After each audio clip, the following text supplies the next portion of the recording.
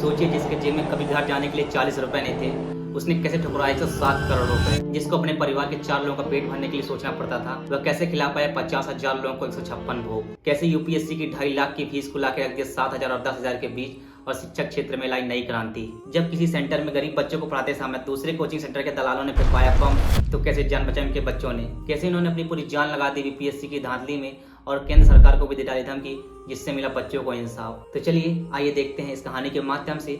हम बात कर रहे हैं गरीबों के मसीहा और शिक्षा क्षेत्र में नई क्रांति लाने वाले खान सर की, जिनका असली नाम फैसल खान है। इनका जन्म 1993 में उत्तर प्रदेश के एक छोटे से गांव देवरिया में हुआ, जिनके पिता ठेकेदार, माता गृहिणी। घर में किताबें कम, संघर्ष ज्यादा था। इन्होंने अपनी स्कूली पढ़ाई परमार मिशन स्कूल में कक्षा 10वीं तक अंग्रेजी माध्यम से की, और फिर इन्होंने अंग्रेजों की भाषा अंग्रेजी को लात मारते हुए हिंदी मीडियम से पूरी पढ़ाई की। और फिर इन्होंने अपने आगे कॉलेज स्नातक की पढ़ाई यूनिवर्सिटी ऑफ इलाहाबाद बीएससी और एमएससी साइंस से और एमए में जियोग्राफी की डिग्री लेकर पूरी की। खान सर का कहना है कि मुझे जीवन की असली परेशानियां कॉलेज के बाद आना शुरू हुई, जहाँ एक और अपने करियर को देखना था तो वहीं दूसरी ओर अपने घर की जिम्मेदारी उठाना था। वो कहते हैं कि ये दौर ऐसा था कि जहां मुझे अपने करियर के साथ साथ पैसे भी कमाना बहुत जरूरी हो गया था। उसी के साथ साथ अपने रूम के रेंट व खाने के 1400 रुपए महीने का भी देना पड़ता था। और फिर यहीं पे एंट्री होती है इनके तीनों दोस्त हेमंत, सोनू और पवन की, जिन्होंने उनको नौकरी दिलाने के लिए सबसे अहम भूमिका निभाई। किसी ने सही ही कहा है कि शुरुआत हमेशा छोटी होती है। इन्होंने पहले दूसरों के घर घर जाकर बच्चों को कोचिंग पढ़ाया, और फिर एक संस्था में जहां उनके दोस्त हेमंत ने उन्हें बुलाया। हेमंत पहले से ही उस संस्था में अंग्रेजी पढ़ाया करते थे। उन्होंने अपने दोस्त खान सर को जीएस पढ़ाने के लिए इनवाइट किया। मेरा एक दोस्त था हेमंत, जो वहाँ ऑलरेडी इंग्लिश पढ़ा रहा था, और कहा कि भाई वहाँ एक जीएस का टीचर की कमी है, चलोगे? जिसमें उन्हें 1 घंटा पढ़ाने के सिर्फ 20 रुपए मिला करते थे। तो 1 घंटा पढ़ाएंगे लोग तो 20 रुपए होते। और देखते ही देखते उस संस्था में 5-6 स्टूडेंट से पढ़ के 150 से 200 हो गए मात्र एक ही हफ्ता में। और कहते हैं ना, आप अपने काम के पीछे भागो, किस्मत आपके पीछे झक मार के दौड़ेगी। और यही हुआ खान सर के साथ। मात्र 1 महीने में ही उनकी फीस 20 रुपए से बढ़ा के 100 रुपए घंटे कर दी गई। और यही आता है असली ट्विस्ट, जहाँ खान सर ने अपनी खुद की इंस्टीट्यूट खोलने का निर्णय लिया। जब खान सर को पता चला कि ये संस्था मुझे तभी 100 रुपए दे पा रही है जब ये बच्चों से मनमानी फीस ऐंठ रही है। फिर खान सर ने उस संस्था के हेड से जाकर बच्चों की फीस कम करने की मांग की, लेकिन हेड ने फीस कम करने से मना कर दिया। और फिर ये दरियादिल इंसान उस संस्था की फीस कम न होने के कारण वो संस्था ही छोड़ दी। और फिर इन्होंने अपने दोस्त पवन, सोनू और हेमंत की सहायता से अपनी खुद की संस्था खोली, जीएस रिसर्च खान सर के नाम से। फिर इन्होंने बढ़ती हुई महंगाई को देखते हुए JEE नीट की 2.5 लाख की फीस को लाके 5,000 और 7,000 के बीच रख दी। टफेस्ट एग्जाम है इंडिया का यूपीएससी, उसकी 2.5 लाख की फीस को हम 7,500 में कर दिए। और फिर क्या, अपने देसी अफवाह से सच्चा ज्ञान देना शुरू कर दिए। चांद में क्या है? गड़हा है, समझे? गड़हा लोग, अगड़ही लोग।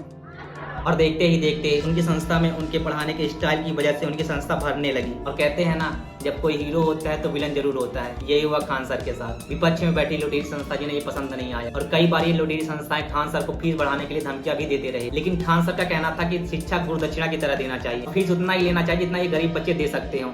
आप कम फीस लेकर ज्यादा बच्चों को पढ़ाइए, ये इनका कहना था। तो मेरे भी लड़ाई भी इसी बात की थी कि भाई आप क्यों मतलब फीस बढ़ा रहे हो, आप लिमिट में रखो जिसमें कोचिंग चल सके। और फिर अंत में इन सब चीजों से तंग आकर विपक्ष में बैठे टीचरों ने उनकी संस्था में बम फेंकवा दिया। साथ ही साथ इन दलाली टीचरों ने उनके ऑफिस में तक बम फेंकवा दिया। अब सोचिए, जहां एक टीचर ही टीचर से जले और बच्चों की फीस को बढ़ाने की मांग करे, बच्चों के भविष्य के साथ खेलने की बात करे, कितना ही गिरा इंसान होगा। और कहते हैं ना, जब तुम किसी चीज को शिद्दत से पाने की कोशिश करो तो पूरी कायनात तुम्हें उसे मिलाने में लग जाती है। अगर किसी चीज को पूरे दिल से चाहो तो सारी कायनात तुम्हें उससे मिलाने की साजिश में लग जाती है। जो उन टीचरों ने उनके ऑफिस में बम फेंका था, वो बम फटा ही नहीं, और उस ऑफिस में खान सर की सही सलामत जान बच गई। इतना सब होने के बाद भी ना वहाँ कोई पुलिस, ना कोई सरकारी कर्मचारी उनकी जान बचाने के लिए सिर्फ वहाँ पे उनके स्टूडेंट ही खड़े थे। और तभी खान सर ने निर्णय लिया कि ये जान इन बच्चों की देन है, मुझे इनके लिए जो भी कदम उठाने पड़ेंगे मैं उठाऊंगा। कई बार खान सर इन बच्चों के इंसाफ के लिए जेल भी गए हैं। देखिए सर, वहाँ नहीं जाएंगे सब बच्चे, सब ना बात समझिए, अगर नहीं जाएंगे सब वहाँ बच्चे तो वो बात नहीं। और फिर भारत पाकिस्तान पर टिप्पणी हो या RRB NTPC पर विवाद, इन्होंने बच्चों के इंसाफ के लिए हर बार सड़क में उतरे। और कई बार बीपीएससी में हुई धांधली को लेकर बच्चों के इंसाफ के लिए इन्होंने रैलियां भी निकाली। कई बार FIR हुई, कई बार जेल गए, लेकिन इनका सिर्फ एक ही कहना था,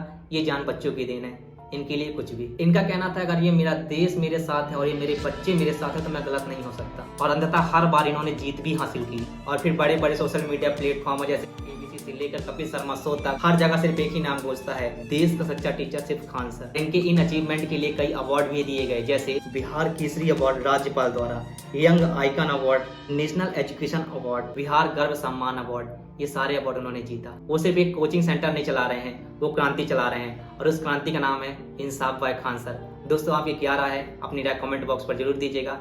thank you for watching this video. जय हिंद, जय भारत।